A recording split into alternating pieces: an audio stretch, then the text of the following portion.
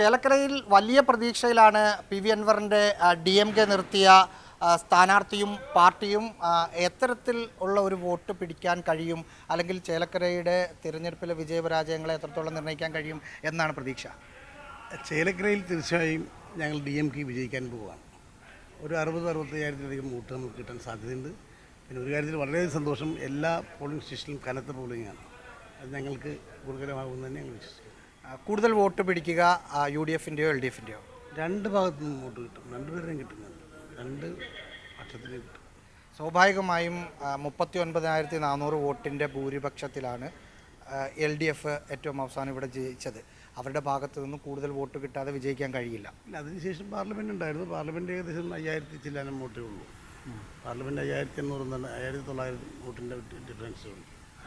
എങ്കിൽ പോലും ഈ നിയമസഭാ തെരഞ്ഞെടുപ്പ് പ്രത്യേക സാഹചര്യമാണ്. ഇടതുപക്ഷ ജനാധിപത്യ മുന്നണിക്ക് കേൾക്കാൻ പോകുന്ന ഒരു കനത്ത പ്രഹരമായിരിക്കും തെരഞ്ഞെടുപ്പ്. പ്രചരണത്തിൽ പോകുമ്പോൾ ഇവിടെ വികസനമില്ലായ്മ ഒരു പ്രശ്നമാണോ? തീർച്ചയായും ഇവിടെ ഒന്നുമില്ലല്ലോ. ഇവിടെ ഒന്നുമില്ലെന്ന് ഞാൻ പറഞ്ഞതല്ലേ, നമ്മുടെ മുഖ്യമന്ത്രി തന്നെ പറഞ്ഞതാണ്.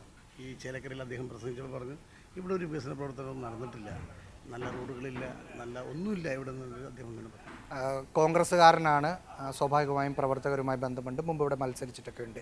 എന്താണ് അവരുടെ ഒരു ഫീഡ്ബാക്ക്? അവരുടെ അടുത്ത് സമീപിക്കുമ്പോൾ അവരൊക്കെ സത്യത്തിൽ സൈലൻ്റാണ്. ഞാൻ ജയിക്കണമെന്ന് തന്നെയാണ് എല്ലാവരും വിചാരിക്കണേ. അങ്ങനെ ചിന്തിക്കുന്നുണ്ട്.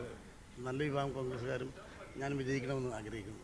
തെരഞ്ഞെടുപ്പിന് ശേഷവും അൻവറിൻ്റെ DMKയുടെ ഭാഗമായി ശക്തമായി തുടരുമോ, അതോ പ്രത്യേക ഒരു സാഹചര്യത്തിൽ അതിൻ്റെ ഭാഗമായതാണോ? ഒരിക്കലുമല്ല.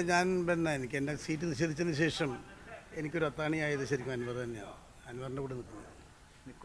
തീർച്ചയായും അൻവറിനെ വളഞ്ഞിട്ട് ആക്രമിക്കുന്നു സർക്കാരിൻ്റെ ഭാഗത്ത് നിന്ന് എന്നൊരു പരാതി അൻവറിനെ അനുകൂലിക്കുന്ന ആളുകൾ കൊണ്ട് എന്ത് തോന്നുന്നു? ആ ആക്രമണമൊക്കെ നൈമിഷികമാണ്. അതൊക്കെ മിക്കവാറും 23-ാം തീയതി എല്ലാ ആക്രമണവും നിൽക്കാൻ സാധ്യത. കാരണം അദ്ദേഹത്തിൻ്റെ കാൻഡിഡേറ്റ് വിജയിക്കാൻ പോകും. അതാണ് വലിയ ആത്മവിശ്വാസത്തിൽ തന്നെയാണ് സുധീറും PV അൻവറുമുള്ളത്. അദ്ദേഹം പറഞ്ഞതുപോലെ 23-ാം തീയതി ബാക്കി നമുക്ക് കാണാം, അന്ന് നമുക്കും കാണാം അല്ലേ? Thank you so much.